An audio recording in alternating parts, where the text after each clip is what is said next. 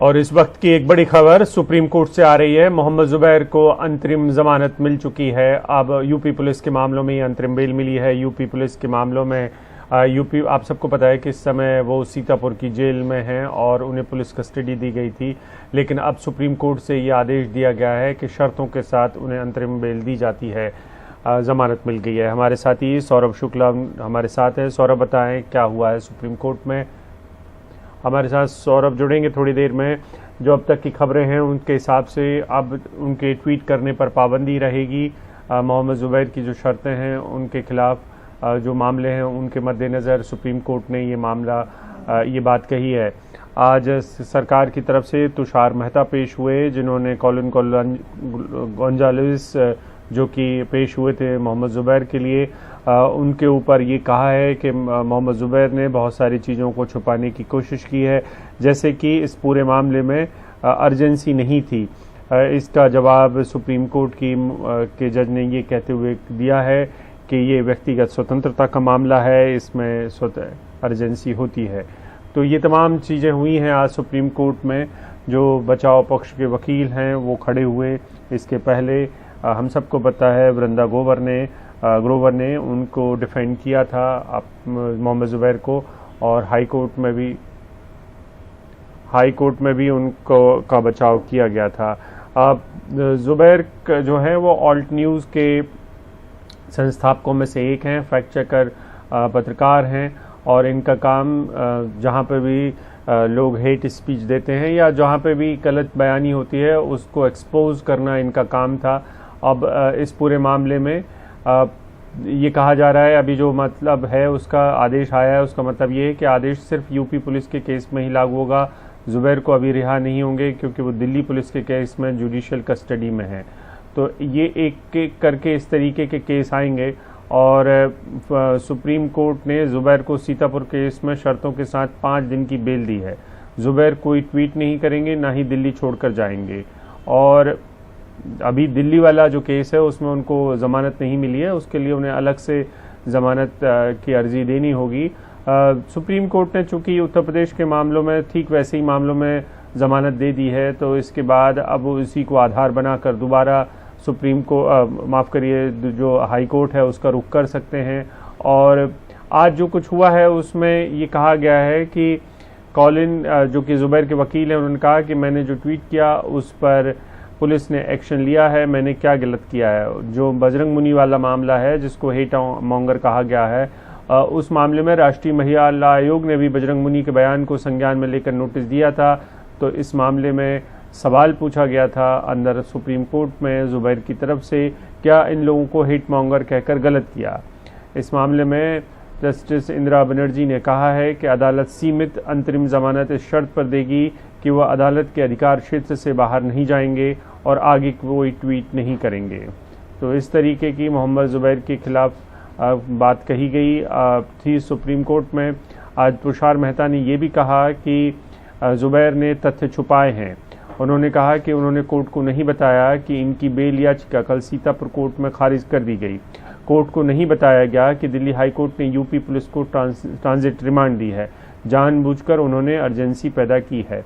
बहुत सारी बार ये इंदिरा बनर्जी के सामने जब ये केस आया था तो कॉलिन गोंजाल्विस जो कि जुबैर के वकील हैं, उन्होंने ये कहा था कि जुबैर की जान को ख़तरा है और उनको मारने की धमकियां लगातार दी जा रही हैं, ऑनलाइन ट्रोल किया जा रहा है और उनके ऊपर उनके सर पर इनाम रखा जा रहा है। आप सबको पता है कि मोहम्मद जुबैर की जो वेबसाइट है और जो ट्विटर अकाउंट्स हैं ऑल्ट न्यूज़ के, उन्होंने इस बात को नुपुर शर्मा का जो मसला था जिसमें उन्होंने पैगंबर के ऊपर टिप्पणी की थी, उसको लेकर सबसे पहले न्यूज़ चैनल को कोट करते हुए अपनी बात सामने रखी थी।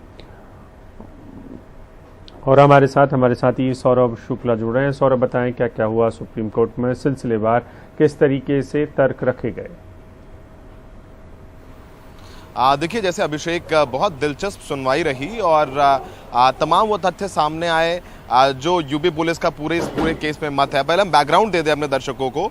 ये जो सुनवाई हुई सीतापुर केस को लेकर के। यूपी के सीतापुर में मई महीने में जुबैर के खिलाफ एक मुकदमा दर्ज किया गया, धारा 295A और आईटी की धारा 67 के तहत। 295A यानी नफरत, दोनों धर्मों में नफरत फैलाने की धारा है ये।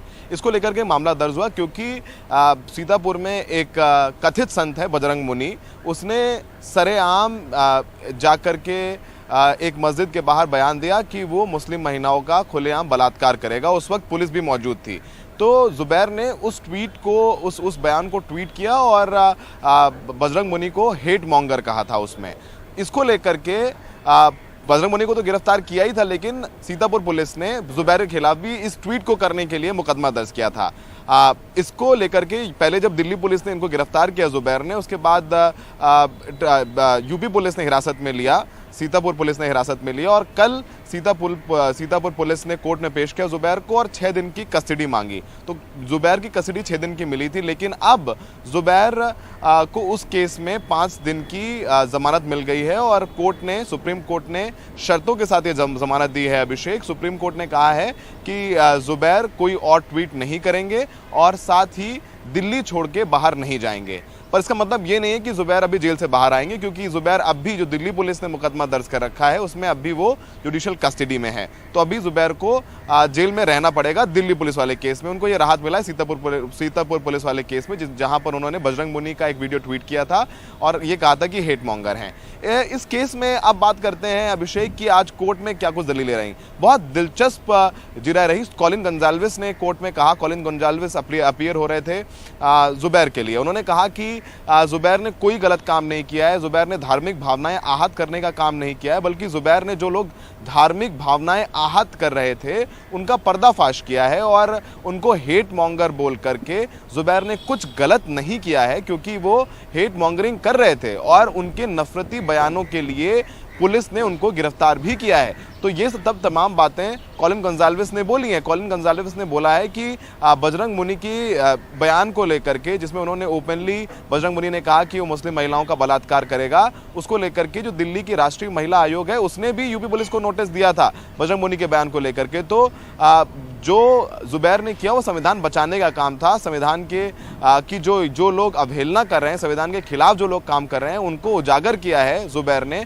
उसके लिए उनको सजा दी जा रही है। और जिन्होंने नफरती बयान दिए हैं वो बेल पर बाहर हैं और लगातार बेल पर आने के बावजूद भी नफरती बयान दे रहे हैं। तो तमाम ये दलीलें कॉलिन गोंजाल्विस की तरफ से दी गई, जुबैर के लिए अपीयर हो रहे थे।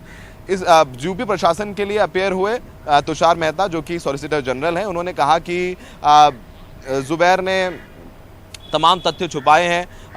कोर्ट में सबसे पहले जो दलील रखी तुषार मेहता ने वो ये रखी कि ये जो याचिका है उसको ना सुना जाए क्योंकि तथ्य छुपाए गए हैं। तथ्य ये छुपाया गया है कि कल सीतापुर कोर्ट ने जुबैर की बेल याचिका को खारिज किया है और जुबैर को 6 दिन की पुलिस कस्टडी में भेजा है। ये तथ्य कोर्ट से छुपाया गया। तो इस पर कॉलिन गोंजाल्विस ने कोर्ट को बताया कि ये जो फैसला है उसका ऑर्डर कल देर रात उनको प्राप्त हुआ, उससे पहले वो सुप्रीम कोर्ट में याचिका लगा चुके थे, इसलिए वो इस तथ्य को आज पिटीशन में ऐड नहीं कर पाए। उन्होंने इस बात को स्वीकार किया। कॉलिन गोंजाल्विस ने ये भी कहा है कि मैंने बिल्कुल नहीं छुपाया है और मैं साफ तौर पर सामने आके ये कह रहा हूं कि मैंने वो ट्वीट किया है। तो ऐसे में जब मैं मान रहा हूं कि मैंने वो ट्वीट किया है तो पुलिस को मेरा फोन जब्त और लैपटॉप क्यों जब्त करना है? जब मान रहा हूं, मैं तो छुपा ही नहीं रहा हूं कि मैंने ट्वीट नहीं किया, मैं तो खुलेआम कह रहा हूं मैंने ट्वीट किया कि ये हेट मॉन्गर है, उसने ये बयान दिया है। तो ये बात कॉलिन गोंजाल्विस ने कही।